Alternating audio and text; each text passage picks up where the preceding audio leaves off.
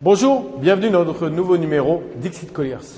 Aujourd'hui, je suis ravi de vous accueillir sur le chantier de l'immeuble 27 Canal, propriété de Gecina.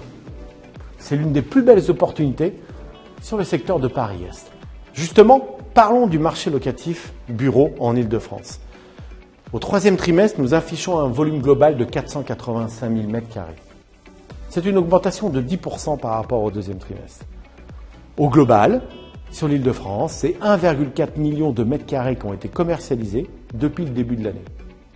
Certes, c'est un ralentissement de 12% par rapport à l'an dernier, mais il est limité, notamment grâce à la multiplication des transactions de grands volumes supérieurs à 5 000 m², qui ont affiché un volume depuis le début de l'année de 400 000 m².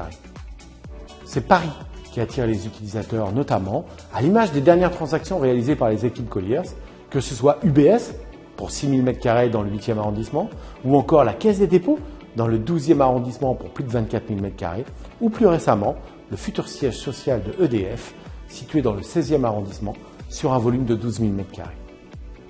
Conséquence immédiate, bien sûr une hausse du volume des mètres carrés disponibles, avec aujourd'hui 4,6 millions de mètres carrés de bureaux disponibles en Île-de-France.